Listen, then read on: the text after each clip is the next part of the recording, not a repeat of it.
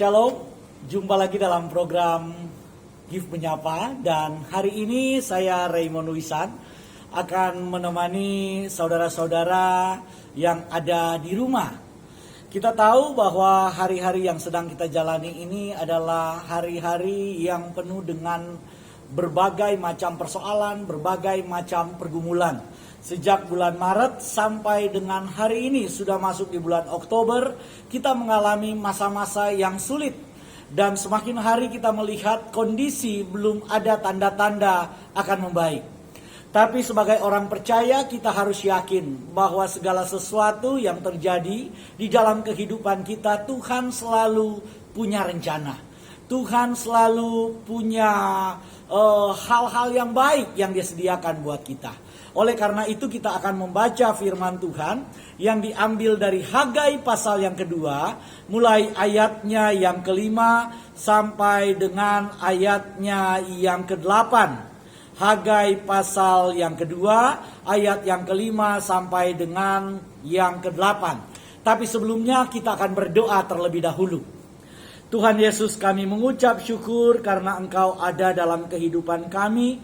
Engkau tidak pernah meninggalkan kami. Kami tahu di mana ada penyertaan Tuhan, maka di situ ada jalan. Di mana ada penyertaan Tuhan, maka di situ ada pertolongan. Karena itu saat ini ya Tuhan, kami rindu bersekutu di dalam nama-Mu, nama Tuhan yang berkuasa, Yesus Kristus. Biarlah Engkau menyertai persekutuan kami. Karena kami tahu kalau Tuhan hadir, maka di situ ada kuasa mujizat terjadi. Terima kasih ya Tuhan, kami sambut firman-Mu di dalam nama Tuhan Yesus. Amin. Saudara, demikian firman Tuhan. Hagai pasal yang kedua, mulai ayat yang mulai ayat yang keempat. Tetapi sekarang kuatkanlah hatimu, hai Serubabel. Demikianlah firman Tuhan. Kuatkanlah hatimu, hai Yosua bin Yosadak, imam besar. Kuatkanlah hatimu, hai segala rakyat negeri. Demikianlah firman Tuhan. Bekerjalah, sebab aku ini menyertai kamu. Demikianlah firman Tuhan semesta alam. Sesuai dengan janji yang telah kuikat dengan kamu pada waktu kamu keluar dari Mesir, dan Rohku tetap tinggal di tengah-tengahmu. Janganlah takut, sebab beginilah firman Tuhan semesta alam. Sedikit waktu lagi, maka aku akan menggoncangkan langit dan bumi, laut dan darat.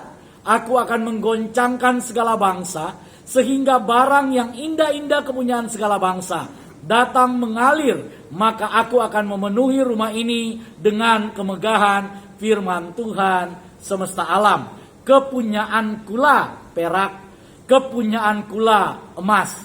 Demikianlah firman Tuhan semesta alam. Saudara, hari ini kita akan berbicara tentang sebuah rahasia firman Tuhan di tengah masa-masa kegoncangan. Ayatnya yang kita baca tadi berkali-kali menyatakan firman Tuhan semesta alam. Firman Tuhan semesta alam. Atau biasa di dalam bahasa Ibrani disebut Yahweh Zebaot. Apa maksud firman Tuhan semesta alam? Maksud dari firman Tuhan semesta alam itu artinya Tuhan adalah penguasa alam semesta. Kalau kita percaya bahwa Tuhan penguasa alam semesta, Tuhan yang itu yang berfirman kepada kita, Tuhan yang itu yang menyertai kita, Tuhan yang itu yang berjanji kepada kita, maka kita tidak akan khawatir. Kenapa? Karena ketika Dia berkata bahwa Dia adalah Tuhan semesta alam, maka Dia berkata bahwa Dialah yang memegang kendali terhadap alam semesta ini. Tuhanlah yang berdaulat di alam semesta ini. Oleh karena itu firman Tuhan berkata bahwa jangan takut, kuatkanlah hatimu, tetaplah bekerja. Ini penting saudara. Ada jaminan dari Tuhan semesta alam buat kita. Lewat firman Tuhan ini kita belajar bahwa firman Tuhan berkata ada jaminan dari Tuhan semesta alam itu, kuatkanlah hatimu. Kuatkanlah hatimu. Sekali lagi, kuatkanlah hatimu. Di tengah situasi yang sukar, di tengah situasi yang sulit, di tengah berbagai macam masalah yang membuat engkau patah hati, yang membuat engkau patah semangat, yang membuat engkau sudah tidak punya kemauan untuk berusaha, yang membuat engkau tidak lagi punya harapan dan antusias di dalam hidup. Firman Tuhan berkata bahwa ada Tuhan semesta alam yang berfirman, yang berkata kepadamu, sekarang kuatkanlah hatimu, sekarang jangan patah semangat. Sekarang waktunya bukan untuk patah semangat. Orang Kristen sekarang, orang percaya sekarang tidak waktunya untuk engkau baperan lagi. Nggak usah patah semangat. Yang sudah terjadi, yang sudah lewat, sudah. Apa yang sudah hilang dari kehidupan kita, sudah. Karena sekarang waktunya apa? Waktunya sekarang kita kuatkan hati kita. Waktunya sekarang firman Tuhan berkata, kuatkanlah hatimu, hai segala rakyat negeri. Demikianlah firman Tuhan. Bekerjalah, kata firman Tuhan. Sebab aku ini menyertai. Bagian kita adalah bekerja. Sedangkan hasil sudah dijamin oleh Tuhan. Ketika Tuhan berkata, bekerjalah, maka di situ ada jaminan dari Tuhan semesta alam.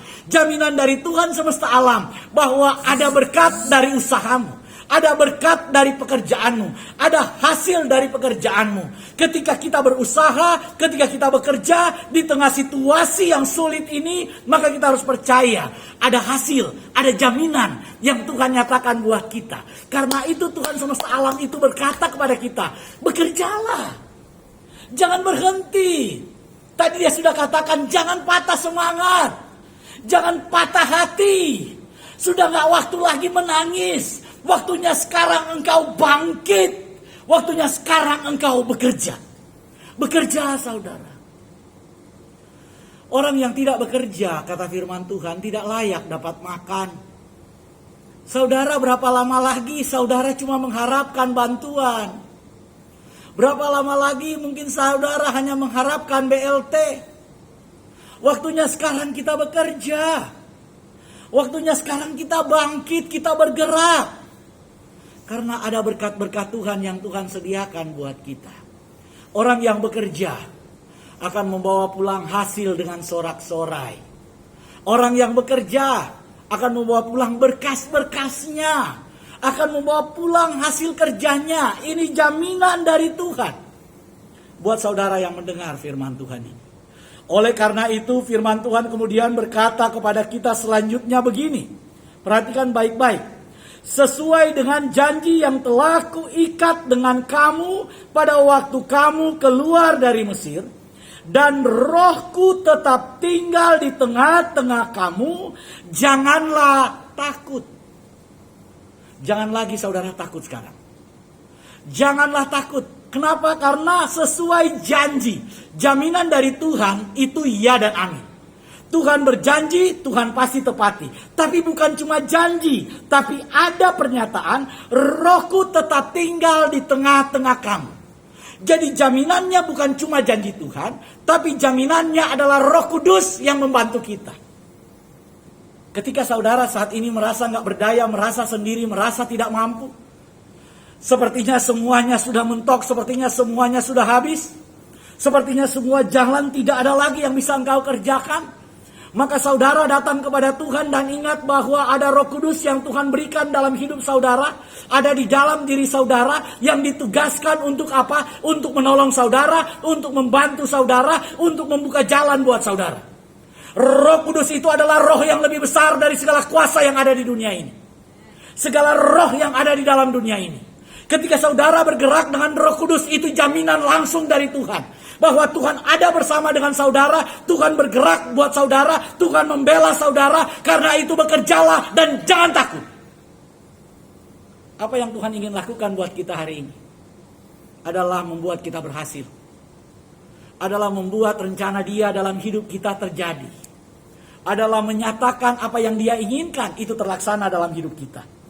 Oleh karena itu pada ayat yang selanjutnya dikatakan, sebab beginilah firman Tuhan semesta alam. Sekali lagi kita temukan kata itu. Beginilah firman Tuhan semesta alam. Maksudnya beginilah firman Tuhan yang mengendalikan alam semesta ini. Beginilah firman Tuhan yang tetap mengendalikan COVID ini. Beginilah firman Tuhan yang tetap menjaga hidupmu. Beginilah firman Tuhan yang tetap mengendalikan masa depan. Apa? Sedikit waktu lagi aku akan menggoncangkan langit dan bumi, laut dan darat. Aku akan menggoncangkan segala bangsa, sehingga barang yang indah-indah kepunyaan segala bangsa datang mengalir. Maka aku akan memenuhi rumah ini dengan kemegahan firman Tuhan semesta alam. Ini luar biasa. Saudara perhatikan baik-baik, bahwa kegoncangan yang terjadi di dalam dunia ini punya tujuan. Pada ayat yang ke-7 firman Tuhan berkata, aku akan menggoncangkan segala bangsa, sehingga barang yang indah-indah kepunyaan segala bangsa datang mengalir. Tetapi di dalam King James Version itu dikatakan bahwa aku akan menggoncangkan segala bangsa, sehingga bangsa-bangsa, nation itu punya keinginan, punya kerinduan untuk datang ke rumah Tuhan. Jadi tujuan kegoncangan ini terjadi di tengah-tengah dunia, supaya ada panen jiwa-jiwa. Supaya ada panen jiwa-jiwa. Sekaranglah waktunya memberitakan Injil, saudara. Sekaranglah waktunya yang sangat tepat untuk menceritakan kabar baik. Kenapa? Karena kegoncangan memang sedang diizinkan Tuhan terjadi, supaya ada jiwa-jiwa yang datang dengan kerinduan ke dalam rumah Tuhan.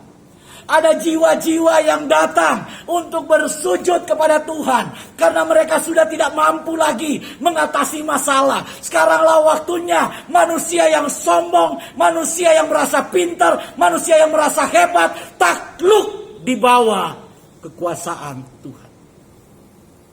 Dan inilah waktunya bagi kita untuk menuai jiwa-jiwa. Itulah sebabnya kegoncangan ini terjadi. Karena Tuhan mau bangsa-bangsa datang dengan kerinduan ke dalam rumah Tuhan. Tujuannya itu. Yang kedua dikatakan bahwa aku akan menggoncangkan segala bangsa, sehingga barang yang indah-indah kepunyaan segala bangsa datang mengalir. Maka aku akan memenuhi rumah ini dengan kemegahan firman Tuhan semesta alam. Kepunyaanku lah perak dan kepunyaanku lah emas. Demikianlah firman Tuhan. Kenapa ayat ini harus ditutup dengan kepunyaan kula emas, kepunyaan kula perak? Tuhan ingin mengatakan bahwa kekayaan itu milik Tuhan. Berkat itu milik Tuhan. Kalau Tuhan yang memberkati, Dia memberkati tanpa perlu melihat situasi-situasi yang ada di dunia ini. Saudara pikir keadaan kondisi yang terjadi di dunia ini menghalangi Tuhan untuk datang memberkati saudara? Tidak. Tuhan tidak pernah terhalang untuk datang memberkati kita.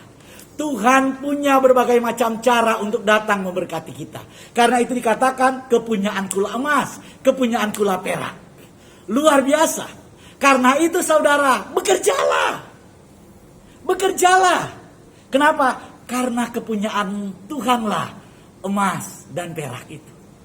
Kepunyaan Tuhanlah berkat itu. Kalau engkau selalu ada bersama Tuhan, maka kita gak akan takut kehilangan berkat. Kita gak akan takut kehilangan emas. Kita gak takut kehilangan perak. Karena ada Tuhan yang menjamin semua itu terjadi dalam kehidupan kita. Tujuan kegoncangan yang kedua, supaya saudara mendapatkan berkat yang murni dari Tuhan. Berkat yang KW, yang palsu ditinggalin saudara. Diruntuhkan oleh Tuhan. Supaya tinggal berkat-berkat yang murni. Amin saudara.